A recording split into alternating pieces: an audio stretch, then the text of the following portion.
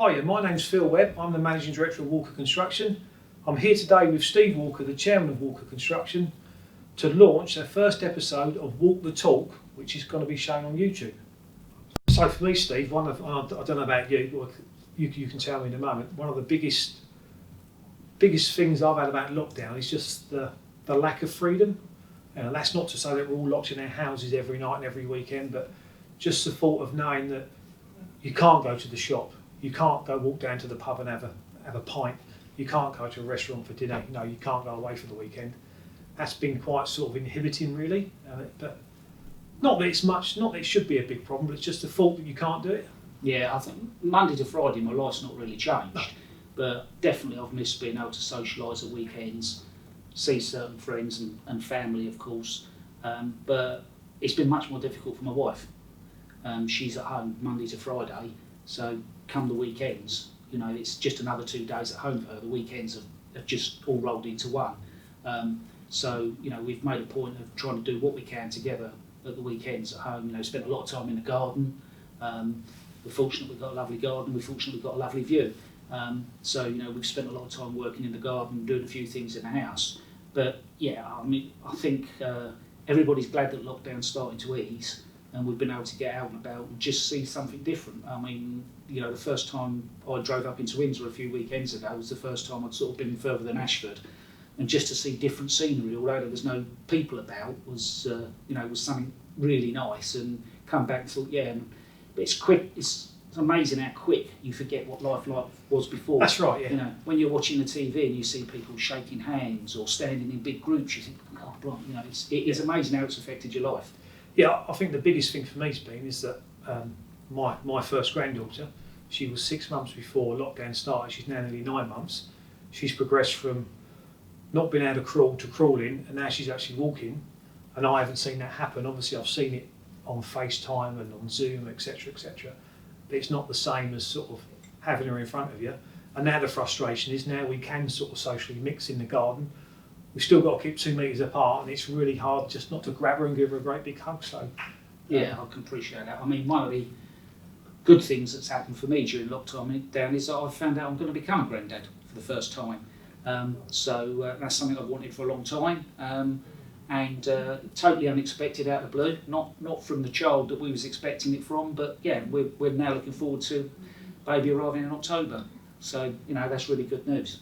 I think we need to discuss some of the lessons we've learned during COVID with the other directors and formulate a bit of a strategy on how we're going to move forward under the new COVID rules. What do you think?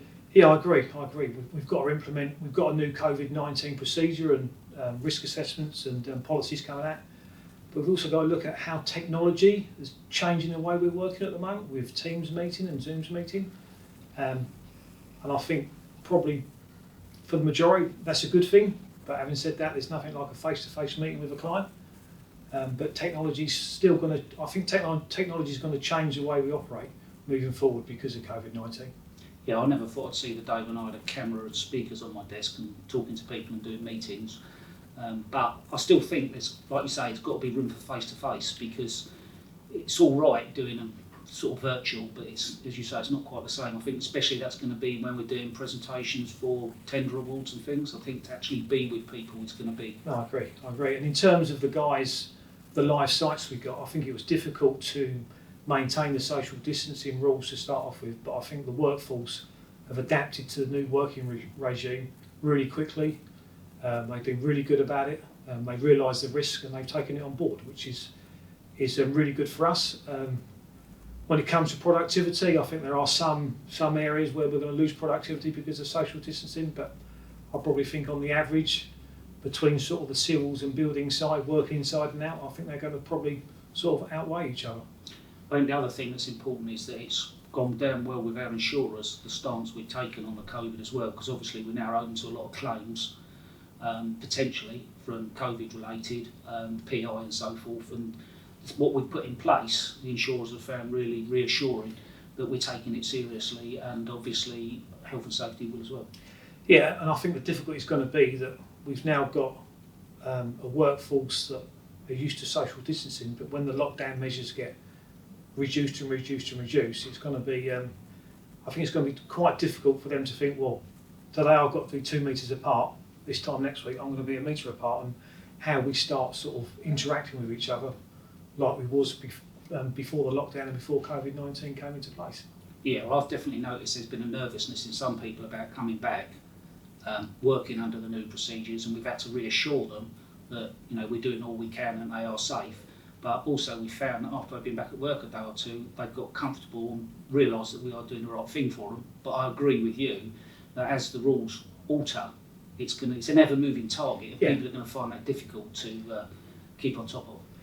Yeah, I think you're right, and also the members of the company that have been on furlough, I've got a sort of I feel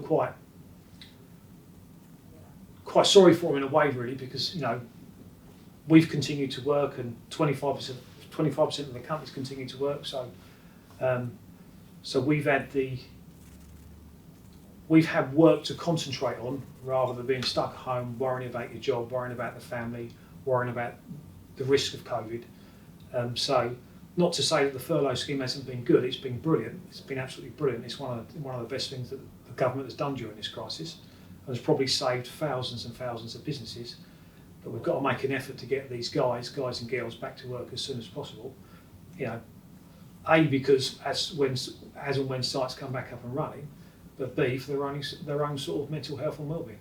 Yeah, I agree, and I think it's important that we stress to the other directors this week that the message from the top has got to go down the line throughout the company for all the line managers to make sure that we have a joined up approach, and also be on top of any people that we are sensing maybe having issues, maybe struggling and so forth. But I think you're right. I think possibly some of the people that are home are still struggling more than the people that are back at work.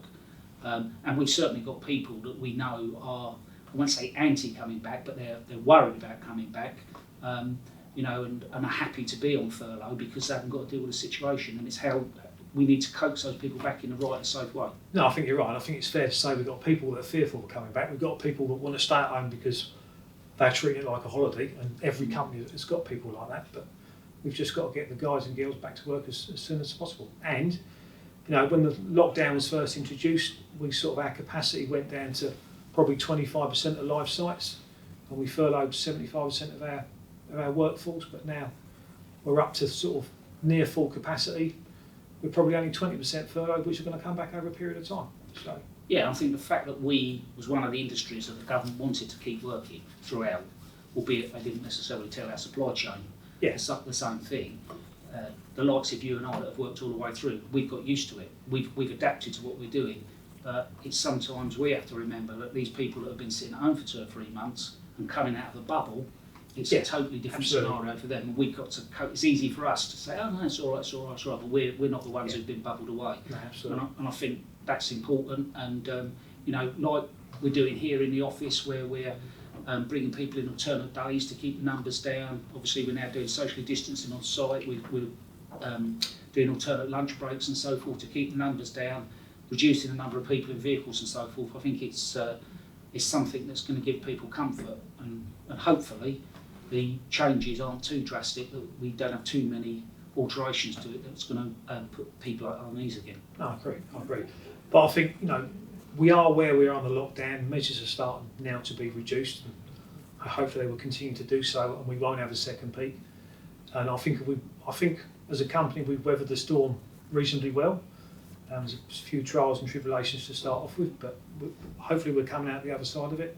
But my concern now is that are the government and local government, central government, going to start tightening up on the purse strings to pay for what the government have paid out to support the economy? And we've got quite a few sort of large jobs coming to an end all at one time. Tender inquiries are really high, but it's taken a bit of time for those inquiries to crystallise into live jobs. So I think that the next phase of this for us as a company is the workload moving forward, and we've got to ensure that's there. Yeah, and I think potentially that's a bigger challenge than what we've gone through. Yeah, absolutely. Because, yeah. As you said, getting jobs now over the line, getting them started is proving more difficult, although there's lots of inquiries, and public money's got to dry up. We've got to pay for coronavirus somewhere, and obviously public money, yes, will be continues pumped into hospitals and things like that, but our roads and so forth housing projects going to be moving forward at Yeah. the pace they have, and that's what we don't know.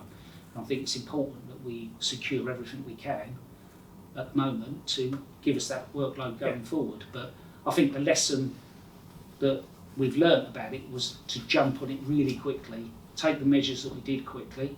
Some of those were hard decisions that we had to make straight away, to protect the business. A lot of staff have helped us. We couldn't have done it without staff. That's right. It's all about them. But we said we'd follow the government guidance all the way, and we put the staff first. And I think as a board of directors, we can be proud that we've done that so far. Oh yeah, I think the staff have been absolutely incredible.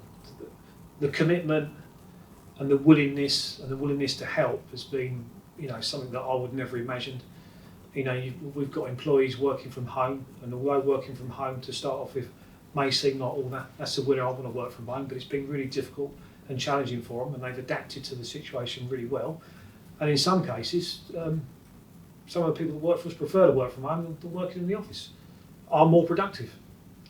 But I think one of the big lessons that the whole country's probably learned over this period is how we've used technology to bring us on to communicate in terms of, as I said before, Zooms and Teams and conference calls, which would have probably taken a good 2 or 3 years to sort of become organic in what we do in our everyday lives, and we've now done it in 3 months.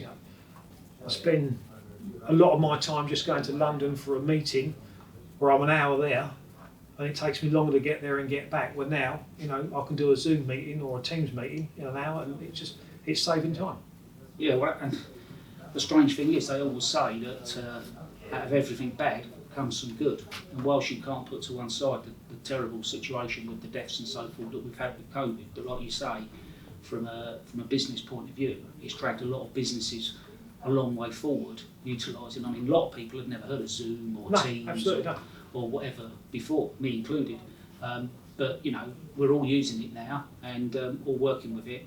But I think it's important that we have a consistent message throughout all of this, and can keep that consistent message throughout the company. And the other thing I think we've done really good through this period, which has been a criticism, is we've improved our internal communication. Oh yeah, absolutely. Yeah. The amount of stuff that's gone out to staff on a regular basis, whether it be by email, whether it be by letter, or whatever, informing them of what we're doing, our decisions. Sometimes it's been on a daily basis. Whereas one of the biggest staff criticisms previously at company meetings has been the lack of communication and not know what's going on. I don't think anybody could criticise us for what we've done. And I think, again, there's 1 or 2 people in the business who have really stepped up to make that happen. Yeah. It's something that we need to make sure that we don't now let drop again.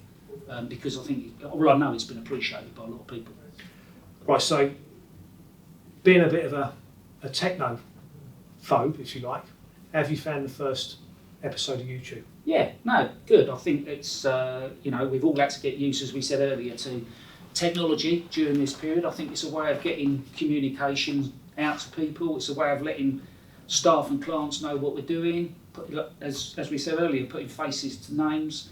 And I'm looking forward to carrying on with the series every couple of weeks, and hopefully we can bring more things to them each time. I'm sure that our business development manager Charlotte will come up with further ideas for us moving forward. Yeah, no, I think it's been good. And for me personally, I've now got a claim to fame when I tell my 4 sons that I'm on YouTube.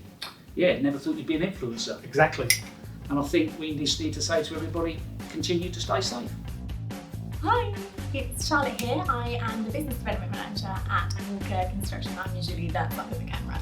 I hope you enjoyed the first series of Walk the Talk, and we'll be back in 2 weeks with some more chat for you.